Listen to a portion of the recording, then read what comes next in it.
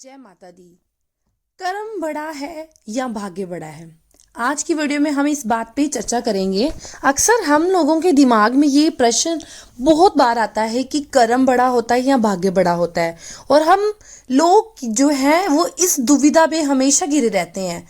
अगर हम अच्छे कर्म कर रहे हैं, अगर हमें उसका फल प्राप्त नहीं हो रहा, फिर भी जीवन में परेशानियां चली आ रही है, तो हम लोग कहते हैं कि मैं इतने अच्छे काम कर रहा हूँ फिर भी मुझे परेशानियां मेरी जीवन में क्यों नहीं खत्म हो रही।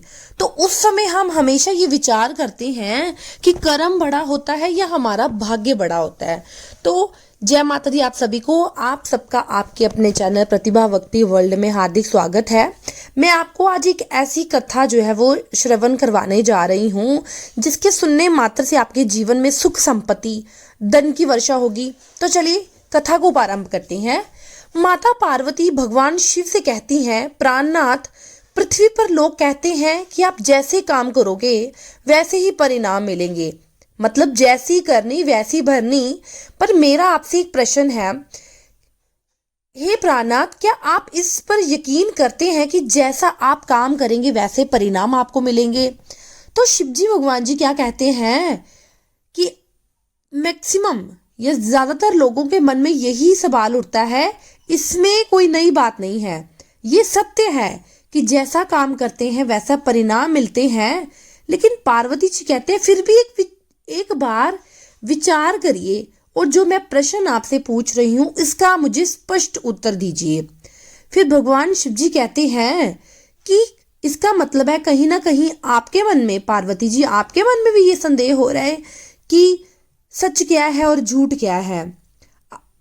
हमने मैक्सिमम या आसपास ऐसे भक्तों को देखा होगा जो बहुत अच्छा काम करते हैं, अच्छे स्वभाव के हैं, अच्छी बातें करते हैं, कभी भी दूसरों की निंदा नहीं करते हैं। तो आज इसके बारे में ही हम बात करेंगे, कर्म बड़ा होता है भाग्य बड़ा होता है। तो इस कथा को पूरा सुनिएगा, भूल कर या आधा छोड़कर मत जाइए, ठीक है? क्योंकि जो पूरी कथा सुनते हैं उन्हें मन चाहा फल जो है वो प्राप्त होते हैं। अगर आप शिव भक्त हैं तो भोलेनाथ जी का नादा ना करें, ठीक है? और इस कथा को पूरा सुने। कुछ ऐसे भक्त होते हैं जिन्हें अपनी जीत के लिए, मतलब अपने लक्ष्य की प्राप्ति के लिए कठिन परीक्षाओं से गुजरना पड़ता है, बट अंत में क्या होता है, हाथ में निराशा लगती है। इसका अर्थ क्या हुआ? इसका अर्थ ये है कि क्या वो, उनके कर्म अच्छा नहीं है। इसका मतलब है कि वो अपने कर्मों का लेखा जोखा जो है झेल रहे हैं। हम सोचते हैं अगर हम अच्छा काम कर रहे हैं, हम भला कर रहे हैं, हम मदद कर रहे हैं, फिर भी हमारे जीवन में चिंता और समस्याओं का सामना जो है हम कर रहे हैं। फिर भगवान शिव जी कहते हैं कि इसके लिए मैं आपको एक कथा सुनाने जा रहा हूं, कि इस कथा के माध्यम से मैं अभी बताऊंगा आपको कि कर्मों का जो खेल है वो मनुष्य के जीवन पर कैसा प्रभाव डालता है। तो कथा को बड़े ही ध्यान से सुने। एक समय की बात है, एक गांव में दो भाई रहते थे। दोनों ही बड़े कुशल थे, किंतु उनमें से एक बहुत ही क्रूर, घमंडी और चालाक था, जबकि दूसरा भाई बड़ा शांत स्वभाव का था, अच्छी प्रवृत्ति वाला था। बड़ा भाई चालाक था, क्रूर था, लोगों को धोखा देता था। उसने धोखे से अपने भाई की, अपने छोटे भाई की सारी जमीन अपने नाम करवा ली थी, और छोटे भाई के नाम पर कुछ नहीं बचा था। उससे तो बस एक टूटी फूटी झोंपड़ी मिली जिसमें वो अपनी पत्नी के साथ गुजारा कर रहा था। पत्नी भी हमेशा बीमार रहती थी, तरह तरह की यातनाएं, पराये और समस्याओं का सामना करना पड़ता था। छोटा भाई गरीब था, पैसे नहीं थे, पत्नी का इलाज नहीं करवा सकता था, ना किसी के खिलाफ कुछ बोलता था, ना किसी के बारे में बुरा सुनता था और ना ही बुरा करता था। पर उसके मन में हमेशा एक सवाल रहता था कि हे भगवान, जब मैंने किसी के साथ बुरा नहीं किया, मैंने किसी का बुरा नहीं सोचा, तो फिर भी मैं अपने परिवार को एक अच्छा जीवन क्यों नहीं दे पा रहा हूँ? आखिर ऐसा क्या है, जबकि मेरा भाई इतना धूर्त है, चालाक है, लोगों के साथ गलत करता है, घमंडी भी है, पर वो अपना जीवन ऐशो आराम से व्यतीत कर रहा है। उसके पास ढेर सारा पैसा है, अच्छा मकान है, मजे में जीवन व्यतीत कर रहा है, जबकि घुट घुट कर तो मैं मर रहा हूं। मेरी परेशानियां खत्म होने का नाम ही नहीं ले रही हैं। उसने जब ये सोचा, सोचते सोचते वो इस विचार पर पहुंचा कि लगता है बुरे कर्मों का फल भी अच्छा होता है और अच्छे कर्मों का फल अच्छा नहीं मिलता। और देखते ही देखते ये माँ बात उसके मन में घर कर गई। कई दिन बीते। अब छोटा वाला और परेशान रहने लगा क्योंकि उसकी पत्नी की तबीयत ठीक नहीं हो रही थी। सामने उसके कई तरह तरह की परेशानियां आ रही थी। मन ही मन बड़ा रोता, परेशान होता। एक दिन क्या हुआ, किसी काम से दूसरे गांव की जा रहा था, ठीक है। तभी उसकी नजर वहां पे एक सन्यासी पर पड़ गई जो द्वार पर खड़े थे और हमेशा केवल एक ही बात कर रहे थे, तेरे कर्म तेरे हिस्से और मेरे कर्म मेरे हिस्से। छोटे भाई ने उनकी ओर तेजी से बढ़ते हुए कहा, हे सन्यासी, मैं आपको कब से देख रहा हूँ, आप केवल एक ही बात कर रहे हैं, तेरे कर्म तेरे हिस्से, मेरे कर्म मेरे हिस्से। क्या ये सत्य है? इस बात का जवाब देते हुए सन्यासी कहते हैं, हाँ ये बिल्कुल सत्य है। क्या तुम्हें इस पर यकीन नहीं? तभी वह छोटा भाई उस सन्यासी से कहता है, हे सन्यासी, गुरुवर, लगता है आपको कोई भ्रम हो गया है। मैंने अपने जीवन में कोई बुरा काम नहीं किया, किसी के बारे में बुरा ना सोचा ना देखा, पर फिर भी मेरा जीवन परेशानियों से घिरा हुआ है। तकलीफ और परेशानी दिन रात मुझे परेशान करती हैं। मेरे अच्छे कर्मों का आज तक मुझे कोई अच्छा फल नहीं मिला। और आप ये कैसे कह सकते हैं कि अच्छे कर्मों का फल अच्छा मिलता है? मेरी पत्नी हमेशा बीमार रहती है, घर में खाने के लिए पैसे नहीं है, यहाँ तक कि मेरे बच्चे भी भूखे हैं। फिर आप कहते हैं अच्छे कर्मों का फल अच्छा मिलता है। तभी वह सन्यासी शांत स्वर में बोला कि परिस्थितियों ने तुम पर बहुत ज्यादा प्रभाव डाला है। ऐसा प्रतीत हो रहा है तुम परिस्थितियों के सामने हार मान चुके हो और इन कठिन परिस्थितियों ने तुम्हारी सोच को भी बदल दिया है, इसी कारण तुम ऐसा कह रहे हो। इस पर वह व्यक्ति सन्यासी से कहता है, जाइए जाइए, ऐसा लगता है आप खुद परिस्थितियों से हारकर दूसरों के घरों में भिक्षा मांगकर भोजन कर रहे हैं और मुझे कह रहे हैं कि मैं परिस्थितियों से हार गया हूँ। मुझे आपका ये भाषण नहीं सुनना, मैं जा रहा हूँ। उसे रोकते हुए सन्यासी ने कहा, ठीक है तुम चले जाओ, लेकिन उससे पहले मेरा एक काम कर दो। वो व्यक्ति करता है, मैं कोई आपका काम नहीं कर रहा, मैं तो जा रहा हूँ। तभी वह सन्यासी कहता है, बेटा, मैं जानता हूँ तुम्हारे मन में क्या प्रश्न है। तुम इस बात से परेशान होगे कि तुमने अच्छे कर्म किए, उसके बाद भी तकलीफें मिली, लेकिन क्या तुम इस प्रश्न का जवाब नहीं जानना चाहते? तुम ये नहीं जानना चाहते कि तुम्हारे साथ ऐसा क्यों हो रहा है? ये सुनकर वो छोटा भाई कुछ देर के लिए मौन हो गया। फिर सोच विचार करते हुए उसने कहा, ठीक है बताइए। तो सन्यासी उस व्यक्ति से कहता है, मेरा बस एक छोटा सा काम कर दो।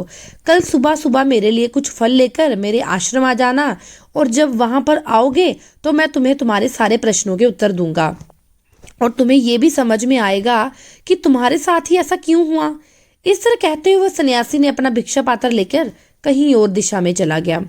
फिर उस व्यक्ति के मन में यह सवाल उठा, क्या मुझे उस सन्यासी के आश्रम जाना चाहिए या नहीं? यही सोचते सोचते वो वहां से चलने लगा। मन में सोच ही रहा था, क्या मुझे उसके पास फल लेकर जाना चाहिए, नहीं जाना चाहिए। तो बस अगली सुबह हो गई। छोटे भाई ने फिर तय किया कि वो फल लेकर अब आश्रम जाएगा। वह घर से निकलता है, कुछ फल लेता है और सन्यासी के आश्रम की तरफ बढ़ जाता है। सन्यासी का आश्रम कुछ ही दूरी पर था और उसका आश्रम जो है पास के जंगल से होकर गुजरता था, इसलिए उस रास्ते पर उसे कोई नजर नहीं आ रहा था। वहां उसे सिर्फ लंगूर दिखाई और बंदर दिखाई दे रहे थे।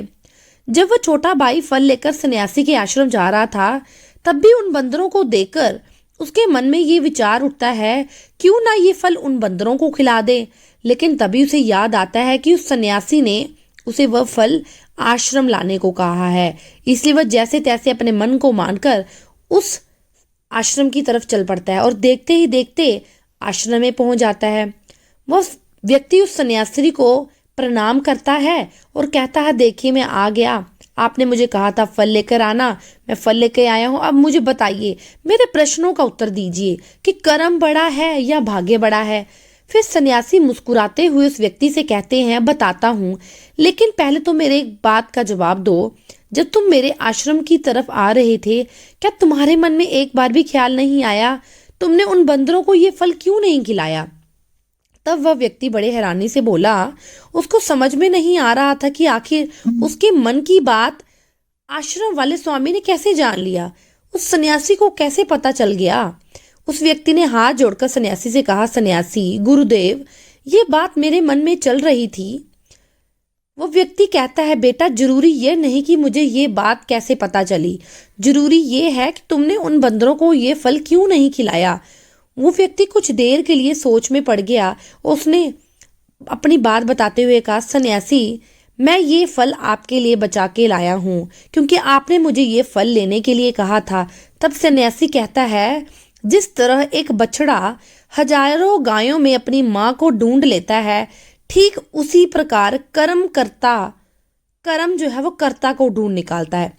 जैसे ही ये कर्म मेरे हाथों से ही लिखा था, मैं ही इन बंदरों को ये खिलाऊंगा, इसलिए तुम ये फल उन बंदरों को ना खिला सके और ये फल तुम मेरे पास लेके आ गए।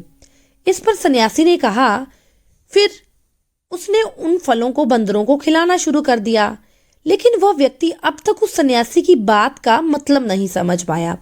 फिर उसने उस सन्यासी से कहा, हे सन्यासी गुरुदेव, आप क्या कहना चाहते हैं?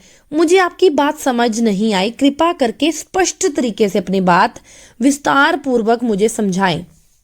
सन्यासी मुस्कुराए, फिर व्यक्ति से कहते हैं, हम मनुष्यों को हमेशा ये लगता है हम ही करते हैं, हम ही कर्म करते हैं, लेकिन वास्तविकता तो कुछ और है।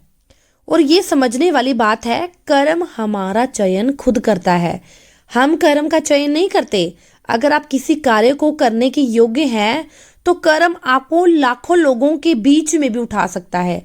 इसलिए यह जरूरी है कि अपनी योग्यता प्राप्त करने पर ध्यान दो, क्योंकि अगर आपकी योग्यता सिद्ध है तो कर्म आपकी योग्यता को ढूंढ लेंगे।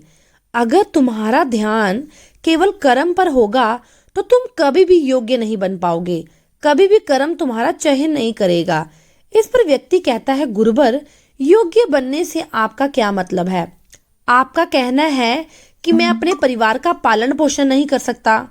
फिर सन्यासी उस व्यक्ति से कहता है, नहीं, मैं तो तुमसे ये कहना चाहता हूँ, योग्य बनने के लिए जिन कर्मों की आवश्यकता होती है उसके लिए तुम्हें पहले छोटे छोटे कामों को करना शुरू करना होगा। और जब तुम उन कामों में निपुण हो जाओगे, कुशल हो जाओगे, इतने योग्य बन जाओगे, तो बुरा कर्म या फिर यूं कहें कि जो मुख्य कर्म, जिस कर्म के लिए तुम बने हो, वह कर्म तुम्हें ढूंढ लेगा और वह कर्म खुद चल के तुम्हारे पास आएगा। उधर तुम इन बंदरों को ही देख सकते हो। ये बंदर जब छोटे होते हैं तब से ही ये पेड़ों पर चढ़ना सीखते हैं, गुलाटियां लगाना सीखते हैं, दौड़ना सीखते हैं, छलांग लगाते हैं।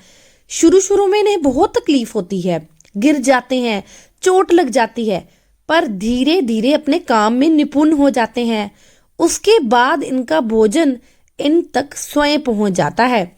इसलिए अपनी दिनचर्या में छोटे छोटे काम करते रहो। जब तुम उन कामों से अपने आप को योग्य बना लोगे तो लक्ष्य खुद चलकर तुम्हारे पास पहुंचेगा। तुम्हें किसी के पास जाना नहीं पड़ेगा। फिर सन्यासी कहते हैं, यदि तुम योग्य बनने के लिए काम ही नहीं करोगे तो दूसरों के काम भी तुम पर आने लगेंगे और तुम्हारे जीवन को प्रभावित करेंगे। उदाहरण के लिए, तुम्हारी पत्नी की सेहत ठीक नहीं हो रही और तुम सोचते हो कि शायद तुम किन कामों की सजा भुगत रहे हो या कर्मों की सजा भुगत रहे हो। तुम अपने आप को अभागा समझते हो, असहाय महसूस करते हो, लेकिन वास्तविकता तो कुछ और ही है। तुम्हें यहाँ पर यह समझने की आवश्यकता है, तुम्हारी पत्नी बीमार अपने कर्मों से है, ना कि तुम्हारे कर्मों से। हो सकता है तुम्हारी पत्नी ने अतीत में ऐसा कोई कर्म किया हो जिसकी सजा वह आज भुगत रही है और तुम्हारी पत्नी के कर्मों के कारण ही तुम्हें भी दुख लेना पड़ रहा है, तकलीफें उठानी पड़ रही हैं, परेशानियों का सामना करना पड़ रहा है। यही कारण है कि अधिकांश लोग अपने परिवार के कारण, अपने बच्चों के कारण तरह तरह के दुख झेलते हैं, तरह तरह की परेशानियों का सामना करते हैं। तुम्हें यहाँ पर यह समझने की आवश्यकता है, अगर तुम इसके योग्य होते तो तुम्हारे पास इतने पैसे होते कि तुम अपनी पत्नी का इलाज करवा सकते, और ये भी हो सकता अगर तुम योग्य होते तो तुम्हारा विवाह किसी दूसरी महिला के साथ होता जो सुखमय होती। लेकिन तुम उस योग्य थे ही नहीं, इसी कारण से तुम अब दुखों में डूबे हुए हो। किंतु अब तक कुछ भी नहीं बिगड़ा है। अगर तुम फिर से योग्य बन जाओ तो दूसरों के कर्म तुम पर कभी भी प्रभावित नहीं कर सकते। सन्यासी ने उस युवक को चेतना दिया और कहा कि मेरी एक बात हमेशा याद रखो, तुम्हें वह नहीं मिलता जो तुम चाहते हो, परंतु तुम्हें वह मिलता है जो तुम्हारा कर्म होता है, जिसके तुम योग्य हो।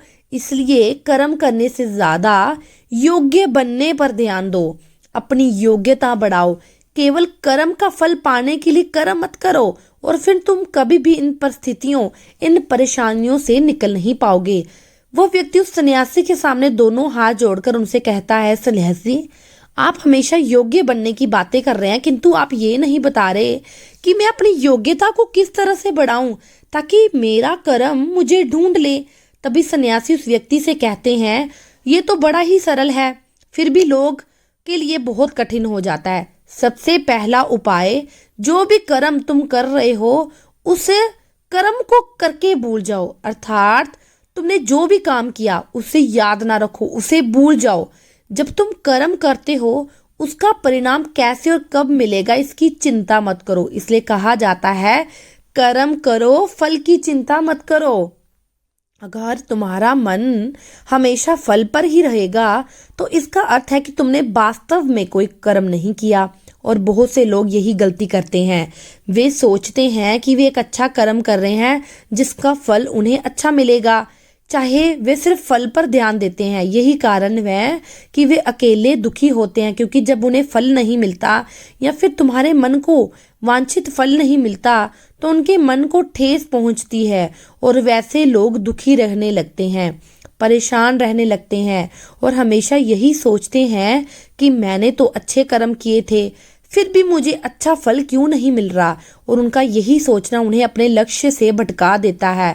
अपना कर्म करने के बाद उसका आंकलन जरूर करें, लेकिन फल की चिंता ना करें।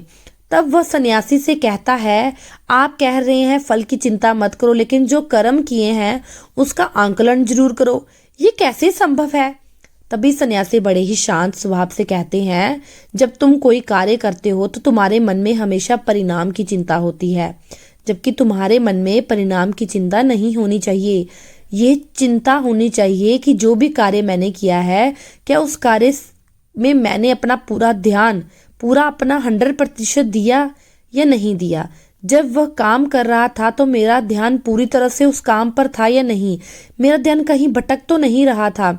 यदि तुम इन बातों पर विचार करोगे, सवाल करोगे, तो वास्तविक रूप से तुम खुद का मूल्यांकन कर पाओगे। जब तुम पूरे ध्यान के साथ किसी कार्य को करोगे तो तुम्हारे ध्यान की शक्ति बढ़ेगी और तुम्हारे कर्म करने की योग्यता बढ़ेगी।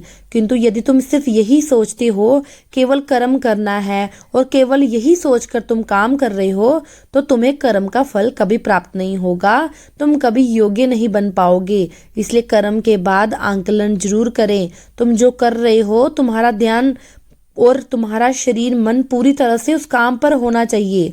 फिर वो व्यक्ति फिर से उस सन्यासी से प्रश्न करता है, हे सन्यासी, आप सही कहते हैं, जब हम कोई काम करते हैं तो हमें उस काम पर पूरा ध्यान देना चाहिए, लेकिन मेरे काम करते समय मेरे मन में विभिन्न विचार आते हैं, मेरा मन विचारों में लिप्त हो जाता है, मेरा मन विभिन्न चिंताओं में खो जाता है और विभिन्न बातों पर विचार करने लगता है। ऐसे में मैं अपने मन को केवल एक काम पर कैसे ध्यान केंद्रित करूं? इसका कोई समाधान बताइए। सन्यासी मुस्कुराते हुए कहते हैं, जब तुम कोई भी काम कर रहे हो तुम उसमें पूरी भावना डालो, अर्थात काम करते समय अपने मन से, शरीर से, भावना से उसी कर्म पर केंद्रित हो जाओ। तुम पूरी निष्ठा, सद्भाव के साथ उस कर्म को कर पाओ, अर्थात अपना 100% उस काम को दो। जब तुम अपना मन, भाव उस काम पे नहीं लगा पाते, पूरी निष्ठा नहीं लगा पाते, इसलिए वह कर्म कर्म नहीं रह जाता और उसका फल तुम्हें प्राप्त नहीं होता। फिर वह सन्यासी उस व्यक्ति से कहते हैं, यदि कोई भी मनुष्य इन बातों को सही तरीके से अपने जीवन में उतार लें, अपने आप को योग्य बना ले, एक बार जब वह योग्य बन जाता है तो कर्म उसे कहीं से भी खोज कर निकाल लेते हैं और वह जीवन में किसी भी सफलता को प्राप्त कर लेते हैं। इतना कहकर वह सन्यासी शांत हो गए और उसका छोटा भाई अब ये समझ चुका था कि अच्छे कर्मों का फल उसे अच्छा क्यों नहीं मिल रहा था। उसने सन्यासी को प्रणाम किया, फिर वह घर की ओर चल दिया। ये सुनकर माता पार्वती कहती है, हे प्राणनाथ, मुझे सारी बातें समझ आ गई हैं। मतलब जब हम कोई भी काम करते हैं तो उस समय हमारे मन में और कोई विचार नहीं आना चाहिए। काम सिर्फ इस बात को ध्यान में मत करो कि मैं अच्छा काम कर रहा हूँ, मुझे अच्छा फल मिलेगा। अपने काम पर अपनी पूरी भावना, मन, ध्यान उस काम पर केंद्रित करो और फिर उस काम को आंकलन जरूर कीजिए कि जो मैंने कार्य किया है, क्या मैंने सच्ची निष्ठा लगन के साथ उस कार्य को किया है या नहीं। जब हम ऐसा करते हैं तो कर्म हमें खोज लेता है, हम अपने आप को योग्य बना लेते हैं। जब हम योग्य बना लेते हैं तो जब हम किसी लक्ष्य को प्राप्त करने के लिए उसकी हमें ज़्यादा खोज नहीं करनी पड़ती, क्योंकि लक्ष्य हमारी योग्यता को खुद खोज निकालता है और उसका फल हमें उसी प्रकार से मिलता है। मैं उम्मीद करती हूँ आपको मेरी ये वीडियो पसंद आई होगी। अगर आपको मेरी ये वीडियो पसंद आई है तो मेरे चैनल को लाइक, शेयर और सब्सक्राइब करना ना भूलें। जय माता दी।